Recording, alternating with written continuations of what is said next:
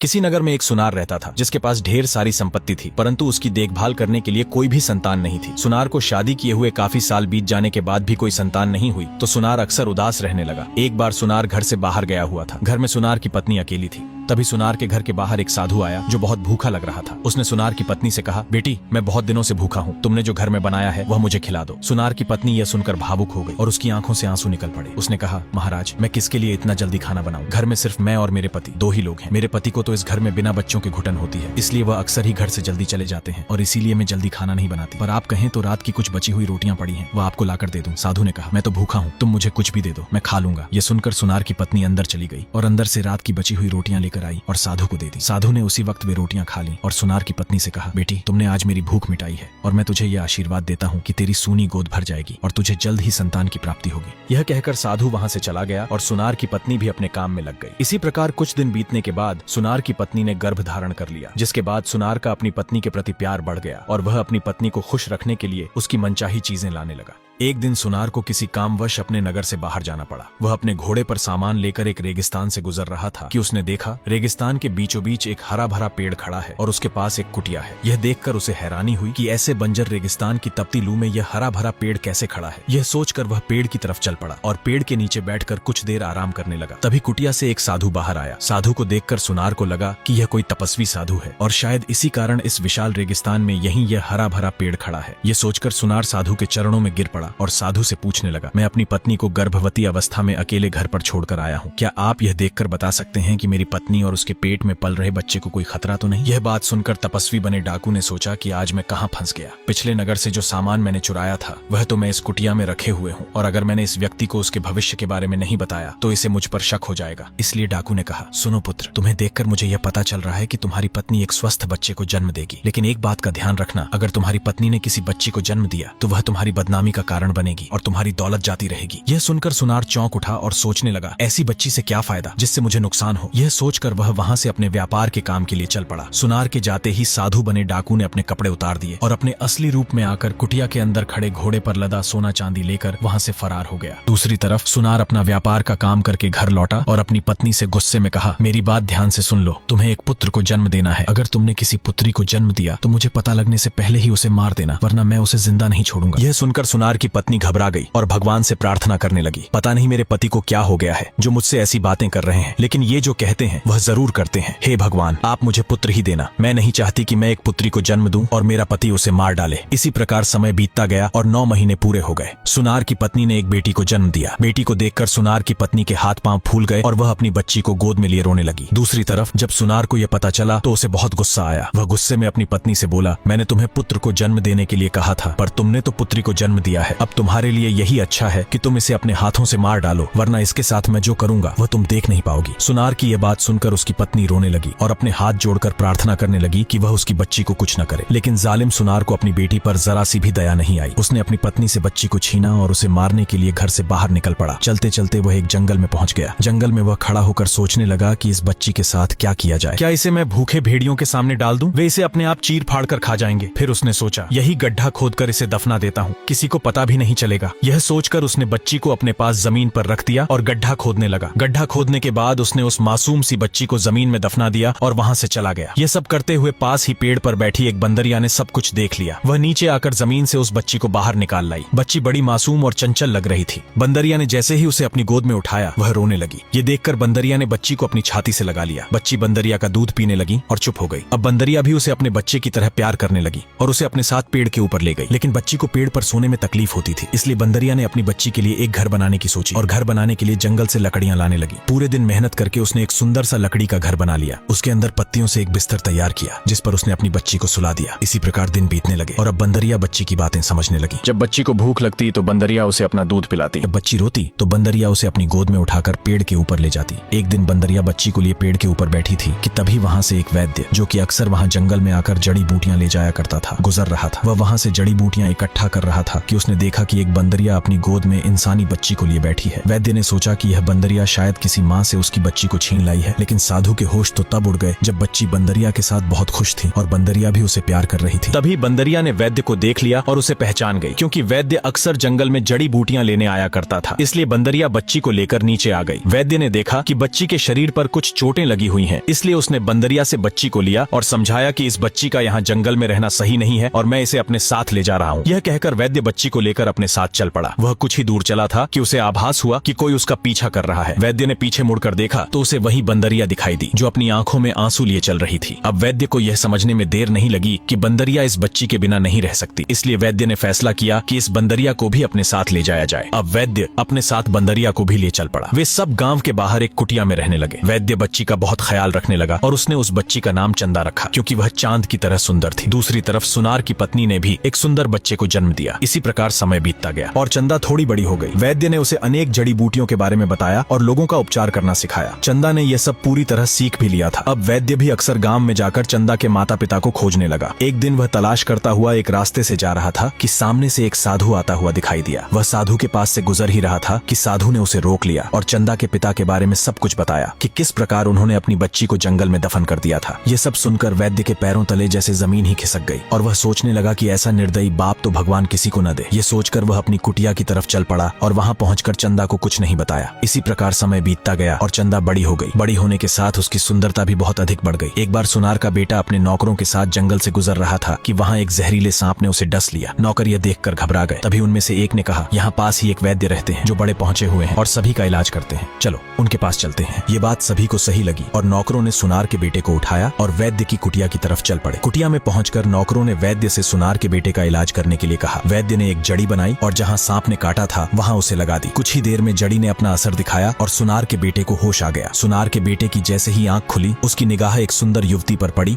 जो घर के बाहर बैठी एक बंदरिया को रोटी खिला रही थी। सुनार का बेटा उसकी सुंदरता पर मोहित हो गया और उसे मन ही मन प्यार करने लगा। तभी एक नौकर ने कहा, हमें अब घर की तरफ चलना चाहिए। सुनार के बेटे ने वैद्य को धन्यवाद कहा और उसे कुछ पैसे देकर अपने नौकरों के साथ चल पड़ा। कुछ दूर चलने के बाद सुनार का बेटा घोड़े से उतरा और अपने दो विश्वसनीय नौकरों से कहा कि जो वैद्य के घर के बाहर लड़की बैठी थी उसका पता लगाओ कि वह कौन है और कहाँ रहती है। नौकरों ने कहा, ठीक है। इसी प्रकार कुछ दिन बीते और नौकरों ने वैद्य के घर के बाहर जासूसी करके यह पता लगा लिया कि वह वैद्य की ही बेटी है और यही बात उन्होंने सुनार के बेटे को बता दी। अब सुनार के बेटे ने उस युवती से विवाह करने का निश्चय किया। उसने अपने पिता को सारी बात बताई और कहा, पिताजी मुझे वैद्य की लड़की से प्यार हो गया है और मैं उसी से शादी करना चाहता हूँ। सुनार ने अपने बेटे की बातें ध्यान से सुनी और मुस्कुराते हुए बोला, ठीक है, मैं आज ही वैद्य को तुम्हारी शादी का प्रस्ताव भेजूंगा। यह कहकर सुनार अपने कमरे में चला गया। वहाँ उसने अपने कुछ भरोसेमंद नौकरों को बुलाया और उनसे कहा कि वे उसके बेटे के लिए रिश्ता तय करने की बात करके आए। नौकर वैद्य की कुटिया की ओर रवाना हो गए। उस समय वैद्य कुटिया के बाहर बैठा कुछ जड़ी बूटियां साफ कर रहा था और चंदा पास ही बैठी बंदरिया को दाना खिला रही थी। नौकरों ने आदर से प्रणाम किया और धीरे धीरे अपनी बात रखी। वैद्य जी, हमारे मालिक सुनार साहब अपने बेटे का विवाह आपकी बेटी चंदा से करना चाहते हैं। यह बात सुनकर वैद्य के तो पैरों तले जमीन ही खिसक गई। उसका चेहरा एकदम पीला पड़ गया, क्योंकि उसे साधु के जरिए यह बात पहले ही पता चल चुकी थी कि सुनार का बेटा वास्तव में चंदा का सगा भाई है और एक भाई और बहन का विवाह तो कभी हो ही नहीं सकता। यह सोचकर वह कुछ देर खामोश बैठा रहा। फिर उसने गहरी सांस ली और रिश्ता मांगने आए नौकरों से शांत स्वर में कहा, देखो बेटा, तुम्हारे सुनार साहब कहाँ और हम कहाँ? हम तो गरीब लोग हैं, हमारा और सुनार साहब का कोई मेल नहीं हो सकता। सुनार का नौकर बोला, ए बुजुर्ग इंसान, तुझे तो खुश होना चाहिए कि तेरी बेटी का रिश्ता एक अच्छे और अमीर घराने से आ रहा है। बजाय खुश होने के तुम तो परेशान हो रहे हो। नौकरों के बहुत बार समझाने के बाद भी वैद्य नहीं माना और उसने शादी के लिए मना कर दिया। नौकर निराश होकर वहाँ से चल पड़े और सुनार के बेटे को सब कुछ बता दिया। नौकरों की बात सुनकर सुनार का बेटा गुस्से में आ गया और उसने 4 नौजवान सैनिकों से कहा, वैद्य के घर जाओ और किसी भी प्रकार से वैद्य को शादी के लिए मनाओ, चाहे उसके लिए तुम्हें कुछ भी करना पड़े, पीछे मत हटना। यह बात सुनकर सैनिक वैद्य की कुटिया की तरफ चल पड़े। कुटिया में पहुंचकर उन्होंने बड़ी बदतमीजी से वैद्य से उसकी बेटी का रिश्ता मांगा और कहा, अगर तुझे तेरी जान की सलामती चाहिए तो रिश्ते के लिए हाँ कर दे। लेकिन वैद्य ने हाँ नहीं की। सैनिक ने जैसे ही वैद्य पर हाथ उठाने की कोशिश की तो एक बंदरिया उछलकर उनके ऊपर पड़ी और उन्हें अपने नाखूनों से चीर डाला। सैनिक अपनी जान बचाकर वहाँ से भाग खड़े हुए और उन्होंने यह बात सुनार और उसके बेटे को बताई। बातों को सुनकर बेटे और बाप को बहुत गुस्सा आया और उन्होंने कहा, उस बंदरिया को जान से मार दो और वैद्य को भी मेरे पास घसीट कर लेकर आओ। सुनार का आदेश पाकर घर के सारे नौकर और सैनिक बंदरिया को मारने के लिए चल पड़े। वैद्य की कुटिया में जाकर उन्होंने बंदरिया को खूब मारा और उसे जख्मी हालत में कुटिया में ही छोड़कर वैद्य को अपने साथ ले गए। सुनार ने वैद्य को पकड़कर एक कमरे में बंद कर दिया और उसे खाने पीने के लिए कुछ नहीं दिया। वह उसे मजबूर करने लगा कि वह अपनी बेटी की शादी के लिए हाँ कर दे। वैद्य बहुत गुस्से में आ गया और उसने कहा, ए निर्दयी आदमी, तू वह वक्त याद कर जब तूने अपनी धन दौलत बचाने के लिए अपनी पत्नी से उसकी बच्ची को छीनकर जिंदा ही जमीन में दफना दिया था। लेकिन तुझे ये नहीं पता कि जिस बंदरिया पर आज तूने इतना जुल्म किया है उसने ही तेरी बेटी को बचाया और उसका पालन पोषण किया, और अब तू इतना पागल हो गया है कि अपनी ही बेटी से अपने बेटे का विवाह करने जा रहा है। सुनार ये बात सुनकर अपना माथा पकड़कर बैठ गया और रोने लगा। हे भगवान, मैं कितना बड़ा पाप करने जा रहा था। तेरा लाख लाख शुक्र है कि तूने मुझे इतना बड़ा पाप करने से रोक लिया। लेकिन बेटी के जिंदा होने की बात सुनकर सुनार को बिल्कुल भी अच्छा नहीं लगा, क्योंकि वह यह नहीं चाहता था कि उसकी बेटी जिंदा रहे। सुनार ने अपने एक सैनिक से कहा, जंगल के अंदर एक कुटिया है जिसके अंदर एक लड़की है, उसे तुम मार कर आओ और निशानी के रूप में उसकी आंखें निकाल कर ले आना। सुनार का आदेश पाकर सैनिक जंगल की तरफ चल पड़ा और जंगल में कुछ देर ढूंढने के बाद उसे एक कुटिया दिखाई दी। वह उस कुटिया की तरफ चल पड़ा। जैसे ही वह कुटिया के पास पहुंचा, उसे एक लड़की के रोने की आवाज सुनाई दी जो उस कुटिया के अंदर से आ रही थी। सैनिक कुटिया का दरवाजा तोड़कर अंदर पहुंचा और उसने देखा कि एक सुंदर लड़की घायल पड़ी बंदरिया के पास बैठी हुई है और जोर से रो रही है। सैनिक लड़की के पास गया और लड़की की दयनीय स्थिति देखकर उसका दिल पिघल गया। उसने लड़की को मारने का विचार त्याग दिया और वहां से चल पड़ा। अभी वह कुछ ही दूर चला था कि उसे अपने सामने एक बकरी आती हुई दिखाई दी। सैनिक ने उसी वक्त उसका शिकार कर दिया और उसकी आंखें निकाल ली। उन आंखों को लेकर वह सुनार के पास पहुंचा और बोला, आपने जैसा मुझे कहा था मैंने उस लड़की को मार दिया और उसकी निशानी के रूप में ये आंखें निकाल लाया। सुनार को सैनिक की बात पर भरोसा हो गया। अब चंदा पहले की तरह ही कुटिया में रहने लगी थी। वह भगवान की पूजा करती और बंदरिया तथा अपने लिए खाना बनाती, लेकिन वह वैद्य को बहुत याद करती थी। एक दिन चंदा रोज की तरह अपने घर का काम कर रही थी कि अचानक एक दौड़ता हुआ सैनिक उसके पास आया और बोला, यहाँ पर जो वैद्य साहब रहते हैं उन्हें बादशाह सलामत बुला रहे हैं, क्योंकि उनके बेटे शहजादे की तबीयत बहुत खराब है। चंदा ने जब यह सुना तो उसे बहुत अफसोस हुआ। उसने कहा, वैद्य साहब तो अभी यहाँ मौजूद नहीं है, आप कहें तो मैं आपके साथ चल सकती हूँ, क्योंकि वे मेरे बाबा हैं और उन्होंने मुझे भी लोगों का इलाज करना सिखाया है। सैनिक ने कहा, ठीक है, आप मेरे साथ चलिए। सैनिक चंदा को लेकर महल में पहुंच गया। बादशाह सलामत ने जब चंदा को देखा तो वह हैरान हो गया और सोचने लगा कि इतनी कम उम्र की लड़की शहजादे का इलाज कैसे कर सकती है। लेकिन चंदा ने उसे यकीन दिलाया, मेरे बाबा ने मुझे सब कुछ सिखाया है और मैं राजकुमार को बिल्कुल ठीक कर सकती हूँ। राजा ने कहा, ठीक है, आप शहजादे का इलाज शुरू करें। यह कहकर राजा चंदा को राजकुमार के पास ले गया। चंदा ने जब राजकुमार की स्थिति देखी तो उसने राजा से कहा कि मुझे राजकुमार को लेकर आपसे कुछ बातें अकेले में करनी है। राजा ने अपने सैनिकों को कमरे से बाहर जाने का आदेश दिया। सैनिक बाहर चले गए। तब चंदा ने बताया, राजकुमार को खाने में थोड़ा थोड़ा जहर मिलाकर दिया जा रहा है, जिससे उनकी तबीयत दिन ब दिन खराब होती जा रही है। ये सुनकर राजा के होश उड़ गए और उसने तुरंत अपने मंत्रियों से कहा कि बावर्ची पर नजर रखी जाए। अगली सुबह जब बावर्ची खाने में जहर मिला रहा था, तभी मंत्रियों ने उसे पकड़ लिया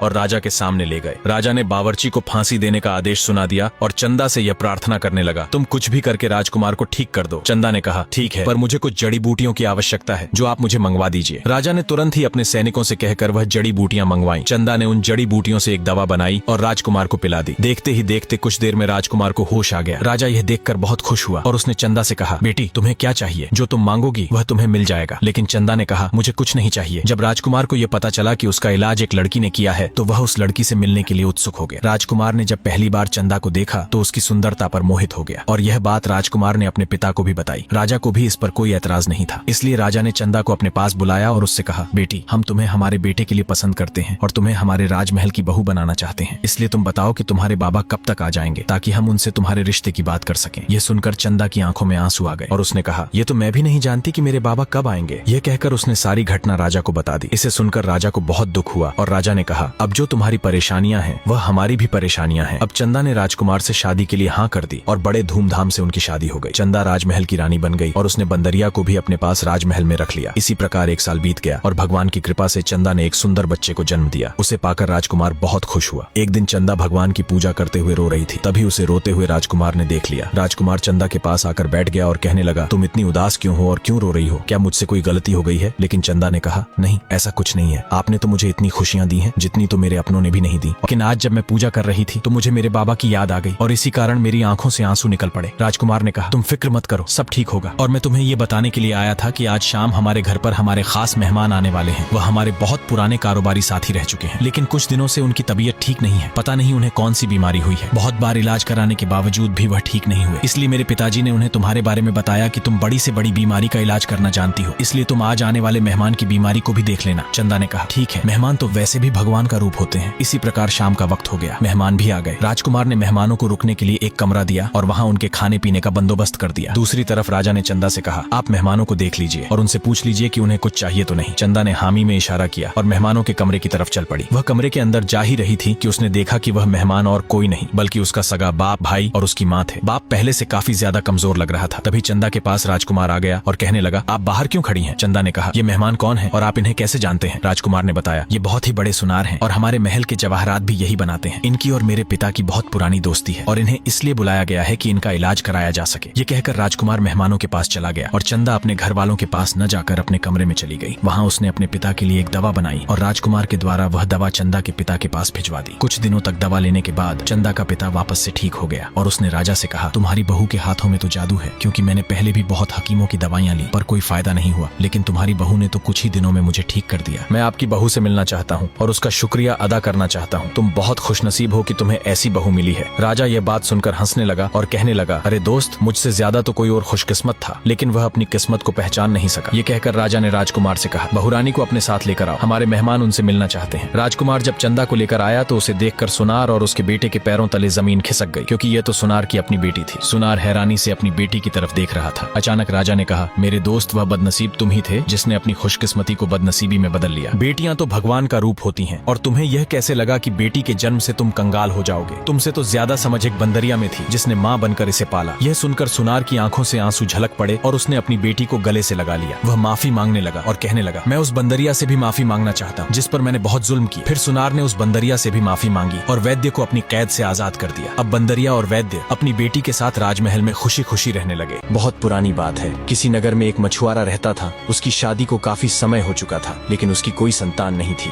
एक दिन मछुआरा अपना जाल लेकर पास की झील में मछलियां पकड़ने गया। तभी उसके जाल में एक बहुत बड़ी, सुंदर और चमकीली मछली फंस गई। जब मछुआरे ने जाल पानी से बाहर खींचा तो मछली बोली, हे मनुष्य, अगर तुम मुझे प्राणदान दोगे तो मैं तुम्हें ऐसे तालाब का पता बताऊंगी जहाँ तुम बहुत कम मेहनत में ढेरों मछलियां पकड़ सकोगे। मछली को इंसानी भाषा में बोलते देख मछुआरा हैरान रह गया। उसने तुरंत मछली को वापस झील में छोड़ दिया। पानी में गिरते ही मछली ने तालाब के बारे में बताया और फिर गायब हो गई। मछुआरा मछली के बताए तालाब पर गया और सचमुच पलक झपकते ही उसे ढेरों मछलियां मिल गईं। घर लौटने पर जब उसकी पत्नी ने उसे इतनी जल्दी इतनी अधिक मछलियों के साथ देखा तो वह खुशी से फूली नहीं समाई। उसने मछुआरे से सारा हाल पूछा और मछुआरे ने पूरी बात विस्तार से सुना दी। यह सुनकर मछुआरे ने गुस्से से बोली, तुमने इतनी बढ़िया मछली को छोड़ दिया। अगर तुम उसे पकड़कर लाते तो हम स्वादिष्ट मछली का मजा ले रहे होते।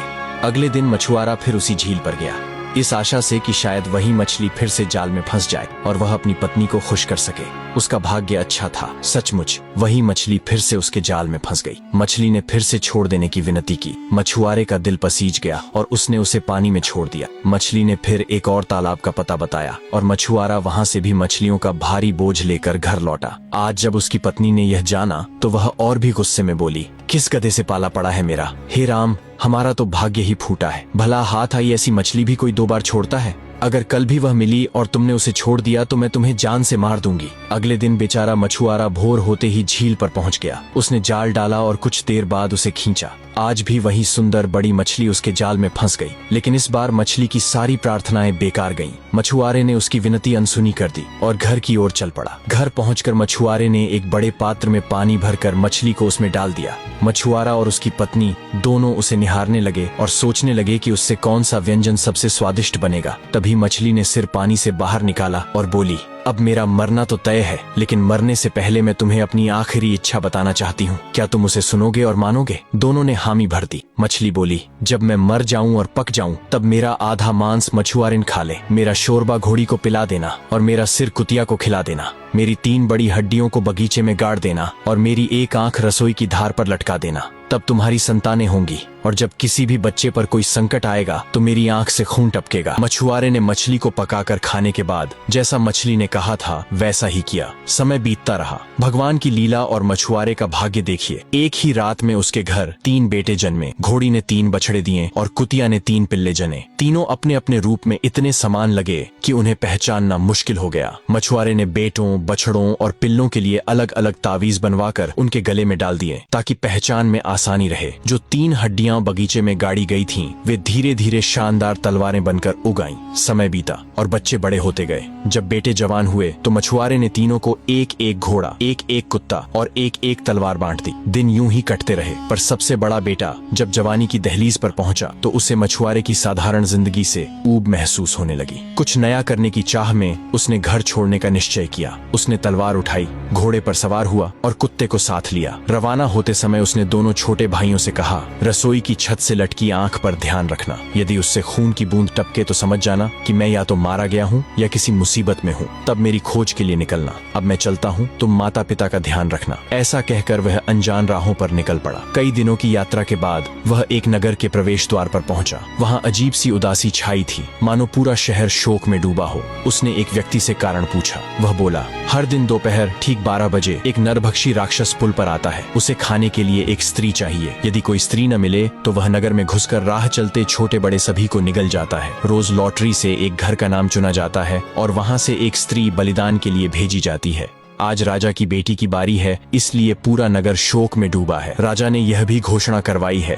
कि जो युवक राजकुमारी को बचा लेगा उसे राजकुमारी के साथ राज्य भी मिलेगा। ये सुनकर नौजवान मछुआरा बोला, मुझे राजा से मिलना है, बताइए महल कहाँ है। थोड़ी देर में वह राजा के महल पहुंच गया। राजा के सामने खड़े होकर उसने कहा, महाराज, मुझे राजकुमारी के साथ पुल पर जाने की अनुमति दीजिए और राक्षस को मारने का अवसर भी। राजा ने गंभीर स्वर में उत्तर दिया, युवक, तुमसे पहले भी कई वीर योद्धाओं ने प्रयास किया पर अपनी जान गंवा बैठे। क्या तुम जानते हो यह कितना भयंकर राक्षस है? निर्भीक मछुआरा बोला, मेरे पास मजबूत तलवार है, समझदार कुत्ता मेरे साथ है। यदि आपको मुझ पर भरोसा न हो तो भी कृपा कर मुझे एक अवसर दीजिए। राजा ने गहरी सांस ली और बोले, ठीक है, जाओ अपनी जान दांव पर लगाओ। यदि जीत गए तो मैं अपनी बेटी का विवाह तुमसे कर दूंगा और राज्य भी तुम्हारा होगा। युवक ने कुत्ते को साथ लिया, घोड़े पर सवार हुआ और सीधे पुल की ओर निकल पड़ा। दोपहर के करीब सिर से पैर तक काले वस्त्रों में ढकी राजकुमारी अपनी सेविकाओं संग पुल पर आई। पुल के बीच पहुंचते ही सेविकाएं रोती बिलखती हुई लौट गईं। राजकुमारी पुल पर अकेली रह गई। उसने चारों ओर नजर दौड़ाई। तभी उसने देखा कि एक युवक अपने कुत्ते के साथ उसी पुल पर बैठा है। वह उसके पास गई और बोली, श्रीमान, आप यहाँ क्या कर रहे हैं? क्या आपको पता नहीं है कि यहाँ नरभक्षी राक्षस किसी भी समय मुझे खाने के लिए आने वाला है? अगर आप यहीं बैठे रहे तो वह आपको भी खा जाएगा। भोली और सुंदर राजकुमारी को देखते ही युवक उस पर मोहित हो गया। उसने उत्तर दिया, मैं सब कुछ जानता हूँ राजकुमारी, मैं आपको बचाने और आपसे विवाह करने आया हूँ। राजकुमारी ने घबरा कर कहा, अभागे युवक, यहाँ से भाग जाओ। तुम्हें मालूम नहीं है वह कितना नीच और शक्तिशाली राक्षस है। तुम उसे मार नहीं पाओगे, वह हम दोनों को ही निगल जाएगा। लेकिन युवक दृढ़ स्वर में बोला,